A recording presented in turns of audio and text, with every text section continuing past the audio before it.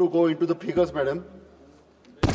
आज या बजेटच्या चर्चेच्या निमित्तानं या ठिकाणी काही महत्त्वाच्या बाबी मी आपल्या निदर्शनामध्ये या ठिकाणी आणू इच्छितो.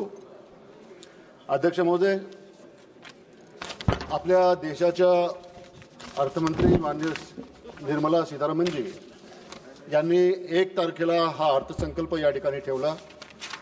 या अर्थसंकल्पामध्ये अनेक घोषणा त्यांनी त्या निमित्तानं केल्या, परंतु खऱ्या अर्थानं या अर्थसंकल्पामध्ये ज्या पद्धतीनं शेतकऱ्यांचा समावेश होणं अपेक्षित होतं तो समावेश या बजेटमध्ये कुठेही होताना त्या निमित्तानं दिसला नाही. ही सर्वात खेदाची बाब त्या निमित्तानं मला या ठिकाणी नमूद करावीशी वाटते. काही घोषणा या ठिकाणी करण्यात आल्या. 12 लाख वर्षाला कमवणाऱ्या व्यक्तीला या ठिकाणी इन्कम टॅक्समधून त्या निमित्तानं आपण सूट दिलेली आहे. या घोषणेचं आम्ही निश्चित स्वागत करतो. परंतु अध्यक्ष महोदय, आज 12 लाख वर्षाला कमवणाऱ्या व्यक्तीचा आपण त्या निमित्तानं विचार या बजेटमध्ये केलेला आहे, परंतु वर्षाला जो व्यक्ती 1 लाख सुद्धा कमवू शकत नाही त्या व्यक्तीचा या बजेटमध्ये कुठेही उल्लेख झालेला त्या निमित्तानं पाहायला दिसत नाही. त्यामुळं माझी ही अपेक्षा राहील की खऱ्या अर्थानं हे बजेट शेतकऱ्यांचं असायला पाहिजे. मी आपल्या निदर्शनामध्ये या ठिकाणी एक बातमी या ठिकाणी आणू इच्छितो. अध्यक्ष महोदय, मी आपल्याला सांगू इच्छितो की आम्ही महाराष्ट्रामधून येतोय आणि ज्या राज्यातून मी येतोय त्या महाराष्ट्रातला विदर्भ आणि मराठवाडा हा जो रिजन आहे हा शेतकऱ्यांच्या आत्महत्याचा रिजन म्हणून त्या निमित्तानं ओळखला जातो. Marathwada and Vidarbha is known as farmer suicide region madam. त्यामुळं या निमित्तानं आपल्याला सांगू इच्छितो की खऱ्या अर्थानं शेतकऱ्यांच्या दृष्टीनं काम म्हणून या बजेटमध्ये अपेक्षित होतं. एक पेपरची बातमी या निमित्तानं मी आपल्याला आपल्या निदर्शनामध्ये आणू इच्छितो.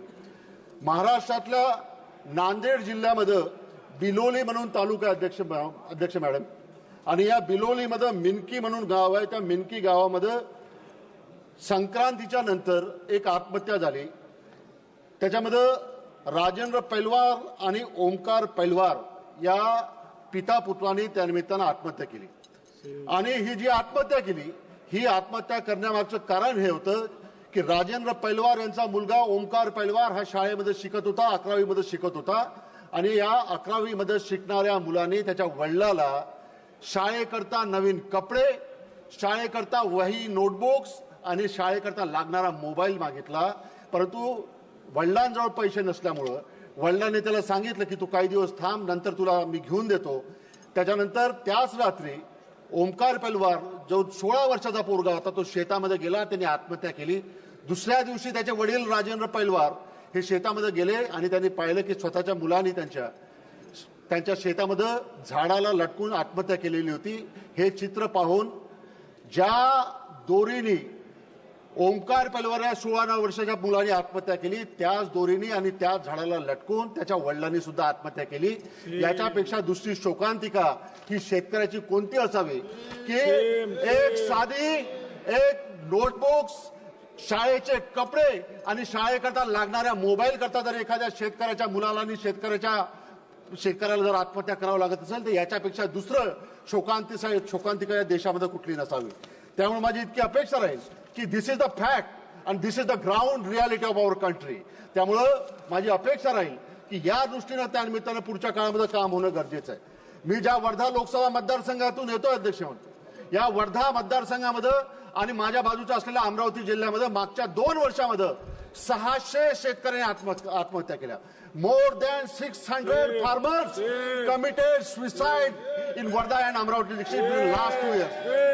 2 वर्षामध्ये 600 शेतकऱ्यांनी अमरावती आणि वर्धा जिल्ह्यामध्ये आत्महत्या केल्या. हे वास्तव आमच्या या भागातलं अध्यक्ष होतं.